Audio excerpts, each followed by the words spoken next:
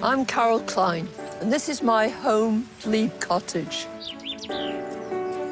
When I'm not presenting or writing about gardening, this is where I spend most of my time, and where I've been honing my horticultural skills for 40 years.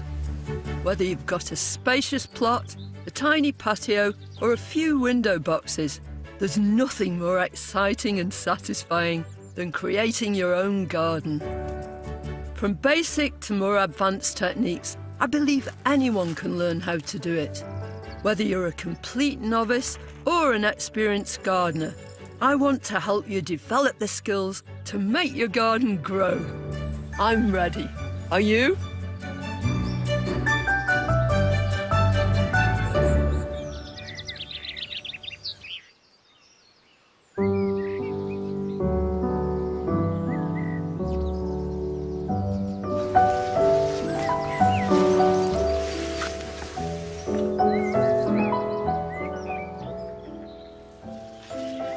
Welcome back to my garden. Since you were here, we've had torrential rain, we've had baking hot sun, and everything everywhere is zooming. It's at its exuberant best. But nothing is fighting with its neighbours at all. Everything is mixing and mingling in the most wonderfully happy way. How about this for a display of lilting loveliness? I think it's wonderful. So this is Ammi majus, and it's planted alongside a grass down here, which is called Nucella tenuissima. Back in the spring, I had a brainwave.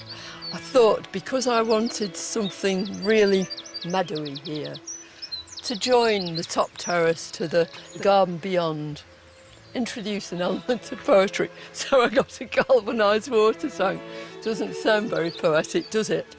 But Neil put some holes in the bottom of it. I filled it with really good compost based on loam to sustain these plants for quite some time. And then I planted out almost in a grid the grass and the Ammi right the way across it. So at that stage it looked quite geometric. But these plants care nothing about geometry, they just want to be themselves, and you could be in the midst of a meadow just gazing through here. This planter is a meadow in miniature, reflecting the meadow-style planting I've been doing on a much larger scale elsewhere. I've used the same plant, Ammi majus, all the way through this little garden. This is Alice's garden. Alice is my youngest daughter. And Ammi combines with everything so brilliantly. But I love where those soft plateau of the Ammi are in total contrast with its strong, sturdy spikes of the acanthus. Each one makes the other one more so. But I've used Ammi all the way through these beds. It makes the whole thing cohesive. It also creates just the sort of feeling I want in here. I want it to feel very meadowy, very soft and lilting. Now, there are no grasses in here, so you could argue it's not a proper meadow, but that doesn't matter. It's all about how this makes you feel soft, peaceful, filled with butterflies and buzzing insects. It's just glorious. For that naturalistic impression, plus masses of long-lasting colour, there's one plant that I use time and time again. To create that sort of meadowy feel, there are a few plants which are absolute stalwarts. Now, the Ammi is one of them, but I rely so heavily on geraniums, true geraniums.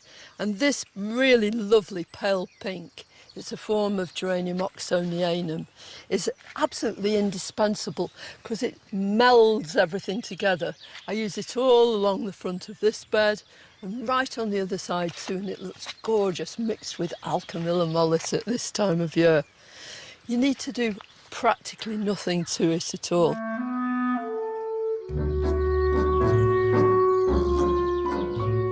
Hardy geraniums like these are such hard-working and delightfully colourful plants. I can never have enough of them. Down here in the shed garden, there's one that absolutely adores sunshine. In fact, it must have it. It's Geranium sanguineum striatum. Its old name is Geranium sanguineum lancastriense because it comes from Walney Island off the coast of either Lancashire or Cumbria, depending on where you come from. And I've actually seen this geranium for real, growing on Walney Island in pure sand and coming out with this great mat of the most beautiful pale pink flowers. This is the perfect place for it. I've used it in several places in similar positions right down through here. And I like it so much I wanted to make more. So back in the spring, I excavated slightly and took some roots out, and I've grown some from root cuttings. But now they're ready to be potted on. Much like children, cuttings grow and grow until they're big enough to need a place of their own, with room to spread out. So it's moving day for some of mine. These are the cuttings that I took way back in the spring. I laid those little pieces down on top of the compost in these module compartments. I just sprinkled some grit on them just to weight them down and watered them well and then let them get on with it. And that's exactly what they've done. You can see already it's got this nice fibrous root, so it can be potted on.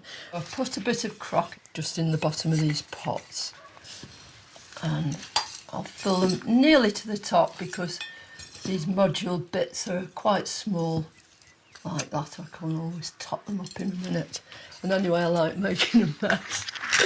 So this is just going right in the centre of this, and I'm going to press it in until it's just level with that compost, and then just firm it down right the way around. Probably a little sprinkle more compost. Inevitably, a bit of grit on the top. I've got sand in here too, and a few pebbles. It'll make it feel at home since it comes from the seaside. That's all there is to it, really. Last autumn, we took some cuttings in just the same way by laying some roots horizontally across the top of modules of this. It's an anemone. It's Honorine Jobert, one of the Japanese anemones that flowers in the autumn. And they've made really smashing plants, been through exactly the same process as these. When you've done something like this from cuttings, it's so satisfying to actually be potting them on and see that it's worked. It's wonderful. Root cuttings aren't the only way to make more plants though, and later I'll be starting off some geraniums from seed I've collected from the garden.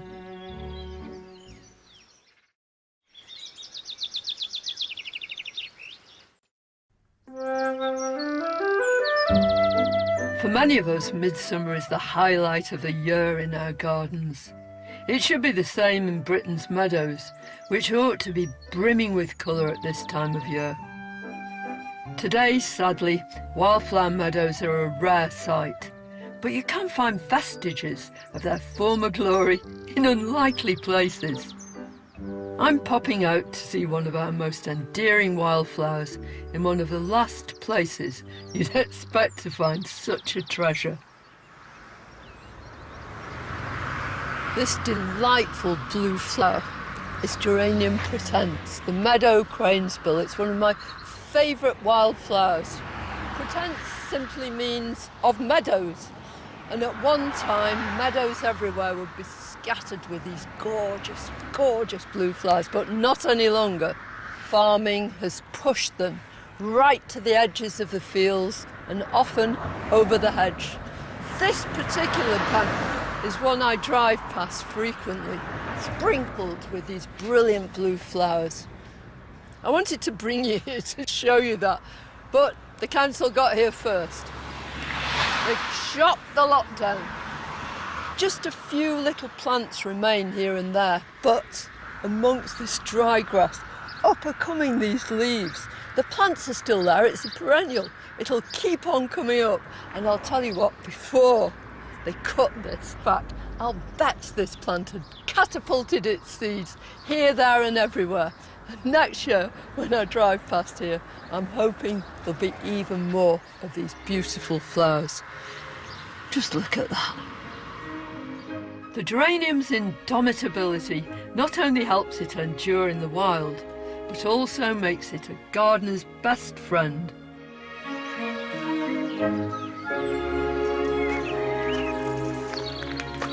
This is how I love to see my geraniums. The famous gardener Marjorie Fish once said, "If in doubt, plant a geranium," and I totally endorse that. She was absolutely right. It's such a hugely diverse range of plants. You can get geraniums that flower first thing in the spring, things like geranium phaeum, right the way through till the autumn. And some geraniums never stop flowering at all. This plant was covered in flower last week, but now some of those petals have dropped and they're being replaced by these lovely seed heads, which give it its name, of course, of cranesbill. The change from flower to seed not only brings different textures to the garden, it also heralds one of my most enjoyable jobs. One of the most important things I ever do in the garden is to collect seed. It's important because I want to grow the next generation of plants, and there's nothing like your own seed because you know it's absolutely fresh. And the time you collect seed is hugely important. You want to collect it just when the seed's ripe. There's a plant over the back that's absolutely full of those beautiful crane's bills, and the seed's just about ready, and I want to collect it before it disperses itself. I want to plant it. Now, can you see what happens? There are 5 seeds in there, just as there were 5 petals, and they're all in the base here. This calyx, the outside part, has moved backwards, exposing these seeds. And when it gets really hot and dry, each one of those seeds will roll up into a spring and catapult itself into the air, so it never lands close to the plant. A great policy, really, isn't it, to sort of spread yourself around. So what I'm going to do is I'm going to cut some big chunks of this. I've got great big paper bags. This is a perfect day for it. You want a dry day above all. Don't try collecting seed on a wet day, because then when you store it, it's going to be damp and it might rot. So I'm just going to chop off, only need go to there. And I'm going to go through this whole plant. I may be here for some time.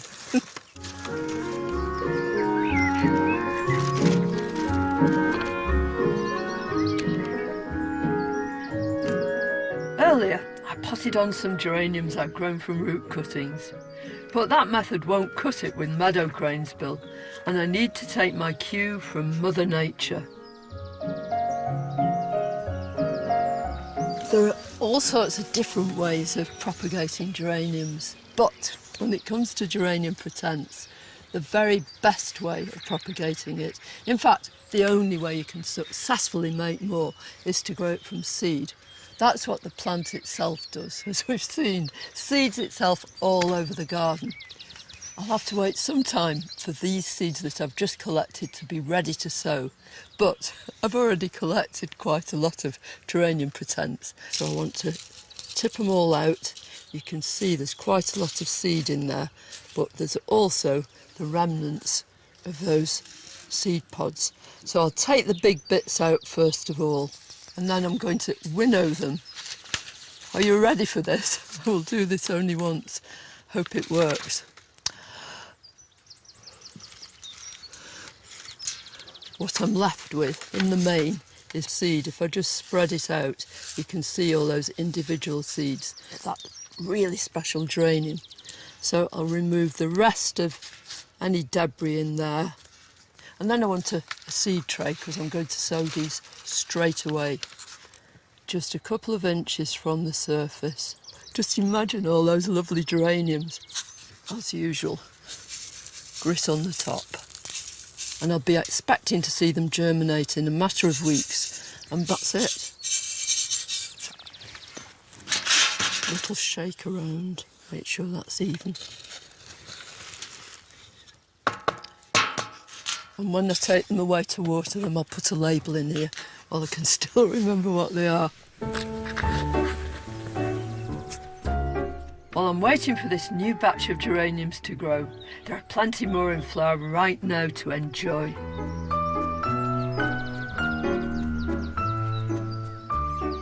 I'm totally enamoured of this plant. It's Geranium Roseanne, and it's not just me who loves it. Gardeners everywhere just recognise what a wondrous plant it is, with so many diverse uses and such a wonderful habit and such glorious flowers. In fact, so much so that in 2013 it won the award, the RHS award, for Plant of the Centenary. It's got this glorious cascading habit. You can plant it at the edge of a bed. It's brilliant in a container where it'll just tumble forwards. And always these flowers, these chalice-shaped flowers, blue with a white centre, always face upwards. So you get the full impact of all this blue. And then, because it's a sterile hybrid, in other words, it doesn't set any seed at all, it has no reason to stop flowering, which means that it flowers on and on, right the way from June through till the frosts. There are over 100 species of hardy geraniums grown in British gardens, but their plant family, Geraniaceae, is wider still, and it includes a favourite group that brings memories of sunny holidays flooding back, the tender pelargoniums. Will you just look at this lot, adorning my front steps, aren't they glorious? They all belong to the same family, and they all love living exactly where they are at the moment, in full sun so they can get really baked. On this one you can see exactly why pelargoniums are called pelargoniums. Pelargos is the Greek for a stalk, and look at that head. Just like a stalk and a stalk's bill. And if you compare it to this, to our crane's bill, our geranium pretence, then again you've got a repetition of that same thing and a very, very similar seed head. This is Pelargonium sidoides. It's a species, so it's just as it would occur in the wild in South Africa. And it has these lovely velvety soft leaves, which no doubt repel the sunshine and protect the cuticle of the leaves. Whichever kind of pelargonium you've got, if you want more, they're really straightforward to take cuttings from. And this is a brilliant time to do just that.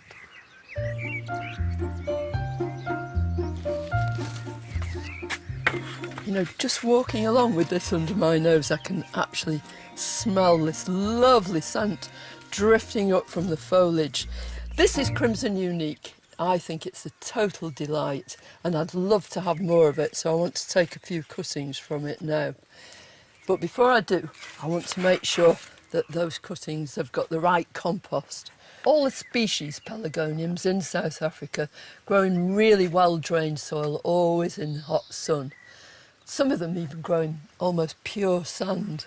So I want to make the compost that I'm taking these cuttings into really, really well drained. And to that end, I'm going to add to my usual mix, which has got masses of loam, loads of grit already, some extra grits. And I'm just going to mix this all together. It's a bit like making pudding. Here we go. That's really crunchy. In these clay pots, and definitely clay pots for preference, because any extra water will just drain through. And this is really like earth. Well, it is earth. It's baked earth. And in the bottom I've just put crocks for extra drainage, and I'm just going to fill them right up. Love this bit. That's it. Plenty of air still in there, absolutely ideal. And then I want to take my cuttings. Now, I think this one, because it's really not very long. Oh, attention. Oh, isn't that great? So I'm just going to remove that bottom leaf I'll take these 2 leaves off as well. So I've got this nice piece of stem here. Now the thing about pelargonium cuttings is ideally you should just chuck them down on the table and let them callus over. The whole idea is then they don't rot at all. I think in this hot weather that I don't need to do that at all. So there's one, and then I'm actually going to use my knife. Now this one is a little bit longer, and I'm actually going to get my knife in there and cut just above this leaf node and take that bottom leaf off. Above a leaf node again. But can you see in the top of there are little buds, and I'm going to nip that little growing tip right out. So that would have been a flower, and that means that from each of these leaf nodes a new shoot will form. So I should end up with quite a bushy plant. So I'm putting it right in just so that that bottom leaf is just coming out just above the surface of the compost. In it goes. Of course, I'm going to put some grit on this one. Yeah, make them feel really at home. Just put them in a really bright place, and they should be rooted within a few weeks. And then I'll take them out, pot them on individually, and before you know where you are, I'm going to have a flowering plant. In fact, I'm going to have 3. Growing your own pelargoniums from cuttings couldn't be easier. Start with a gritty, well-drained compost. Remove the lower leaves from the cuttings and nip out the growing tips. Then plant around the side of a clay pot to help with drainage. My cuttings will be ready to flower next year in the summer sun. But later I'll be choosing plants to brighten up a shady spot.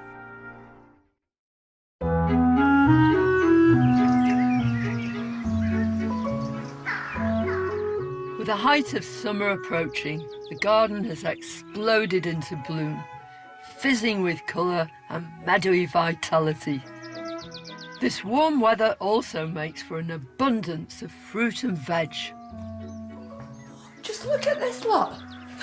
Look at these cucumbers. It's just a couple of weeks ago that I began to string these up, and now they're almost taking the place over, and they've all got loads and loads of fruit. Well, they're glorious, but just look at these aubergines. Have you ever seen such handsome plants? Each one of these 3 plants has got a great big fat bulbous fruit coming, and there'll be masses more. Aren't they beautiful flowers though? I just love them. As these flowers begin to fizzle and fade, eventually they'll drop out, hopefully of their own accord, but just to help them on the way, I grab hold of that stem, and it's very prickly.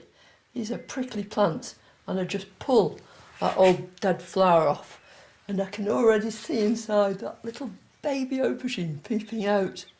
All I need is 3 plants, and there'll be moussaka galore.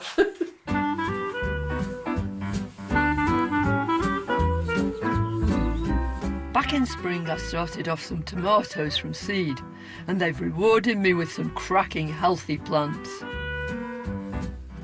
Here's one of the 2 varieties of tomatoes I've grown this year.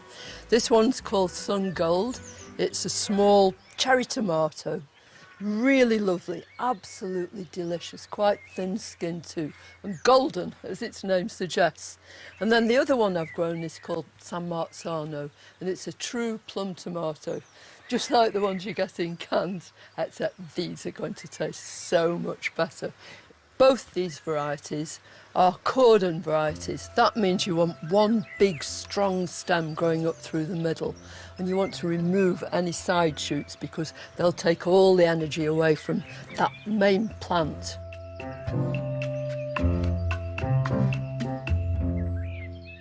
If you look at this main stem here, you'll see on some of these leaf axils I've got these side shoots coming out, and they in their turn will start to make flowers and eventually tomatoes. If I just leave them there, then they'll weaken the whole plant. I'll get loads and loads of tomatoes, probably many, many more, but they won't be of the same quality, the same size. So I want to remove those shoots, so this main plant's got much less competition. Now, I've got to do this carefully. What I'm going to do is take that one out first, and all you do is put your finger and thumb there and just snap down like that. And it should come away quite cleanly like that. Put that down on the floor for a minute. Now here, I've got a real big boy, look at that. And beginning to make flowers here. So I'm going to actually use my secateurs. And I'm going to cut this one very carefully right into that leaf axil. And here's another one, but again this time I can take it out with my finger and thumb. Just snap it off like that. So do my usual tying onto the stake first. Might need another extra one there, but should be all right, that should be enough. And I'll just tie it in a nice neat bow. So that's on its way now to making a much taller plant. And along that stem are going to grow these flowers. And from those flowers are going to come tomatoes. Now I've picked up all the bits that I've cut out, all these side shoots, and I'm not going to chuck them on the compost heap or anything. I'm going to do something completely different with them and make some new tomatoes.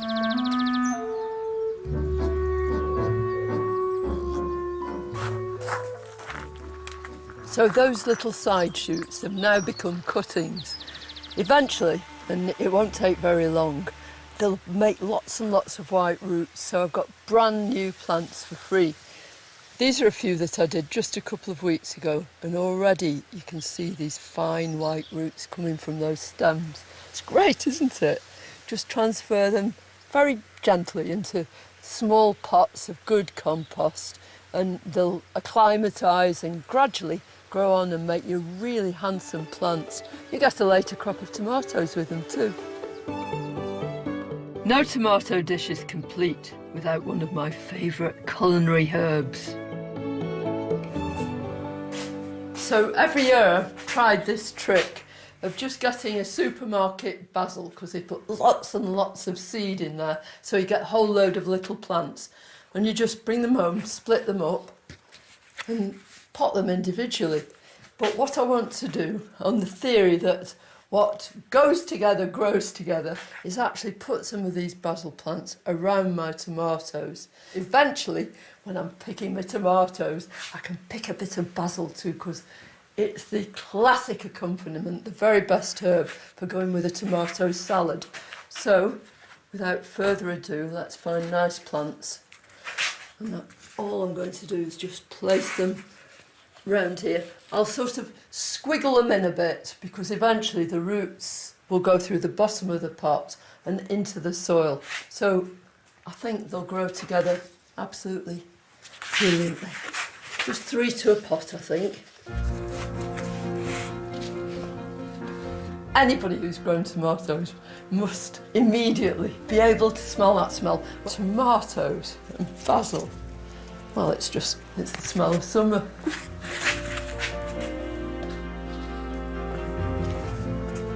As fragrant as it is, you can't spend too much time in the greenhouse in this heat, so I'm heading for cover.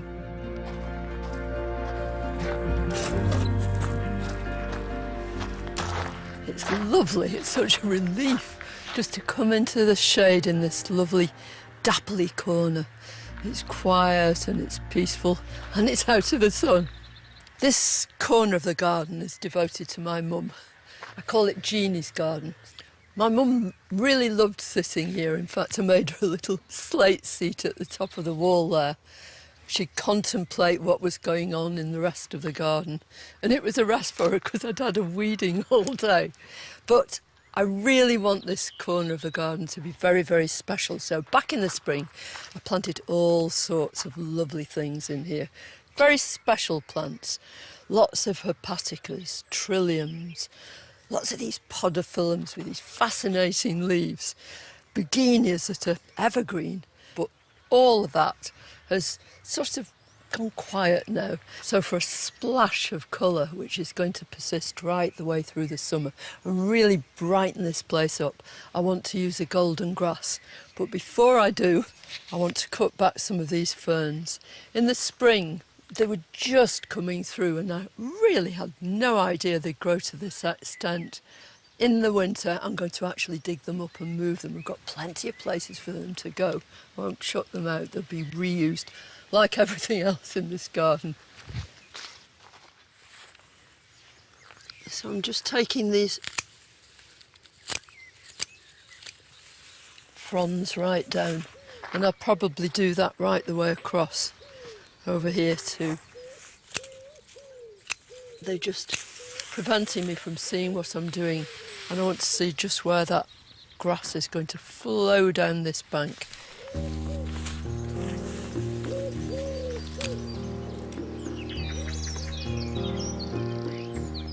I think this great, beautiful fern, but I'm going to take that out. Oh look, look what's here, geranium nodosum. It's all over my garden. So I'm going to leave them, but I'm going to take this back. Oh look, you can see more of this lovely podophyllum too now, and the trilliums. Ooh, it's exciting.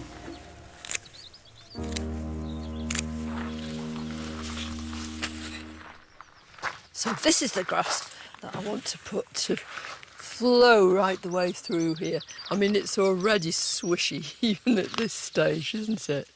It's Hacanacloa macroaureola, and just means it's got golden foliage. Now the thing about golden foliage is that it doesn't like being grown in full sun, especially in scorching weather like this. The reason is very simple, there's not as much chlorophyll in these leaves, so they're not as protected from the sun. They're thinner. This is the absolutely perfect place to put it.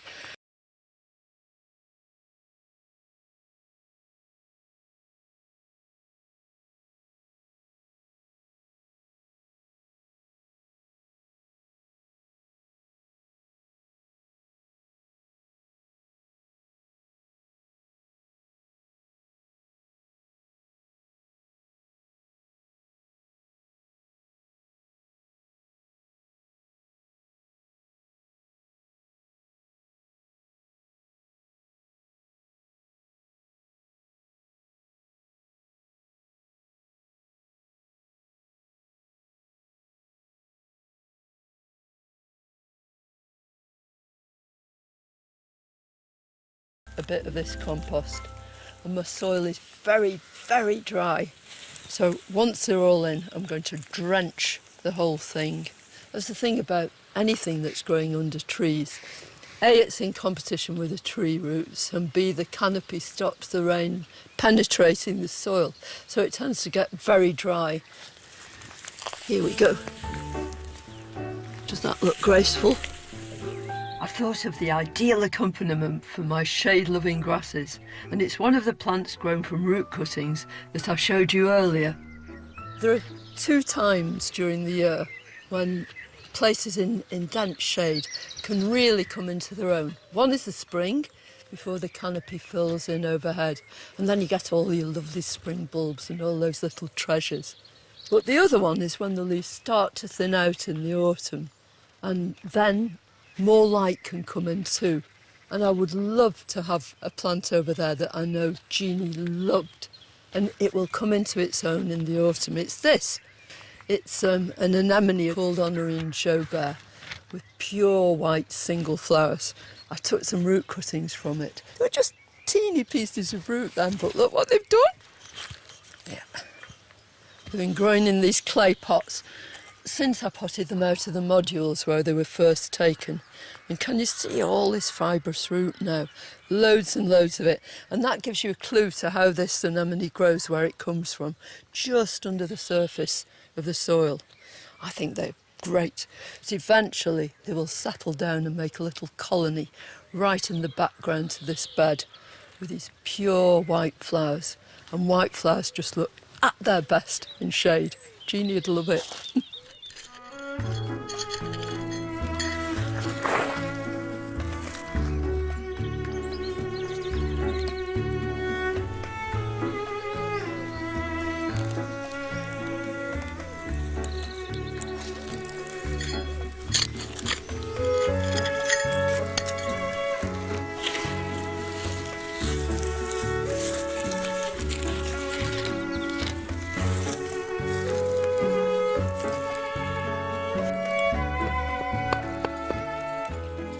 Hello, Sylv.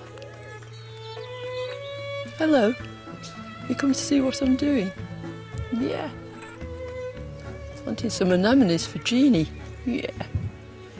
When they grow up, they'll be taller than you. Yeah, they'll be right up here. Next, I'm stepping out into the sun once more to meet some little cousins in the geranium family.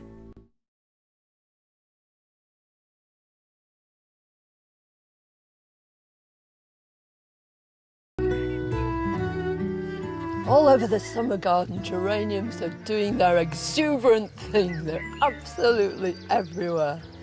On the front steps, those pelargoniums are looking just marvellous, basking in the sun. Feels like the Mediterranean.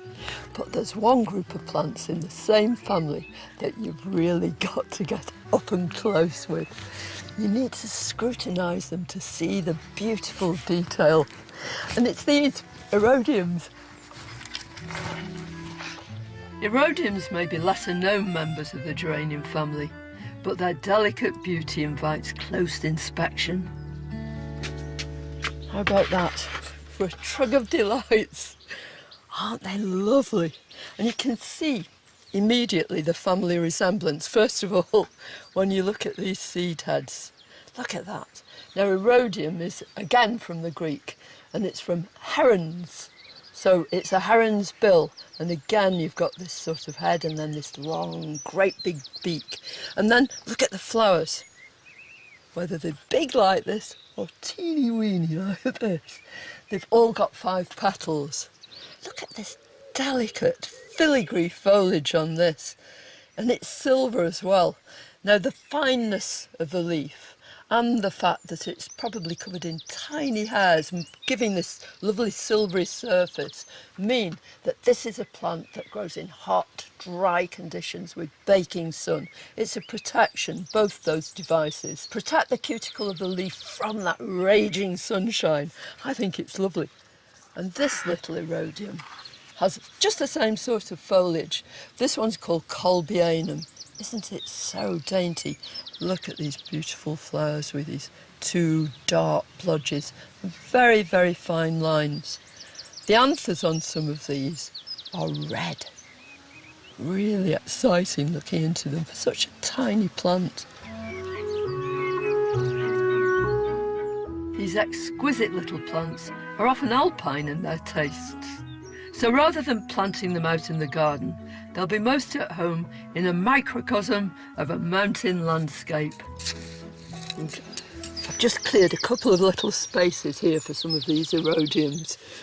In this great big granite trough, and in it are several different alpines that I've planted at different times. So there were all sorts of dainty, lovely little plants in here, little treasures, and they're staying. But their time really was either the autumn or most of them in the early spring. But I want these erodiums to come in for the summer, and I'm going to start with this one. It's called Fran's Delight. It's Carol's delight too. Just look at that. Isn't that lovely? So pretty. I like the deportment of these plants. You get this nice clump of leaves in the centre, and then these slender stems, very elegant all the way around here. I'm going to put this one right in here. Now, the sun's not shining directly on this corner at the moment, but it soon will be, and then for the whole of the afternoon and into the evening it'll be in full sunshine. So all I want to do is tip it out. Now, the compost is really gritty. The nursery woman who's grown these plants has used either perlite or vermiculite in her compost. They're both volcanic rocks, and they're incorporated into lots of compost to make them lighter and provide drainage. But this is a very shallow trough, so I want to give this plant a chance by just loosening these roots a little bit and digging in just a bit of this. Oh, lovely stuff with loads and loads of grit in it. Now, avoiding my bulbs. So I'm digging this hole with my hand because then I can really feel where the base of the trough is, and I can locate any bulbs that are in there, and I'm just going to lower it down gently. Straight away, as soon as you put it in, you just feel as though it's saying, oh, this is great. I really like this. Home from home. I'll probably come afterwards and top dress this with a bit of grit. Now let's have another one. I think I like this silvery theme. This is Julie Ritchie, and the flowers in this are almost a palest pink, but almost cream. But I don't want it to look too symmetrical, so I'm going to try and squeeze another little teeny one in at the front. So I'm going to put this little Ricardii album. Isn't it beautiful? I mean, you just know you've got to have this raised up off the ground so at least you can get your head down and really look at it. I love the way the centre is green as well. Love pale flowers with green middles. And look how close that foliage is. That's another device. A lot of seaside plants, alpines, cliff plants have just lots of small, small leaves forming a dense mat. So I'm just going to squeeze this in here, but it's got lots of roots. I'll just spread those out gently as it goes in. This is just the sort of place it would grow in, the crevices amongst rocks. And here it's between a rock and a hard place. This big rock that I put in here and the edge of the trough. Push it down. That's it. When you've put things in like this, yes, they look new, but if they look as though they've always been there and they're happy, you know they're in the right place. I hope you've enjoyed catching up with what's been happening here at Glebe Cottage. I've loved showing you all these plants, but especially this wonderful family, the geraniums, and all their beautiful relatives. Next time, what do spiky gorse plants have to do with one of our sweetest vegetables? Well, I think that's going to deter any predators. I'm investigating the pea family. Oh, look at this. Beautiful. Do come and join me next time for more wonderful gardening and marvellous plants. From inner city dump site to tranquil paradise, Dermot and the team are back with the new series of Filthy Garden SOS Sunday at 7. Next, sandcastle competitions, penny arcades and a train ride with a dame. Susan Calman's got a lot to squeeze in as her grand week by the sea continues. Brand new.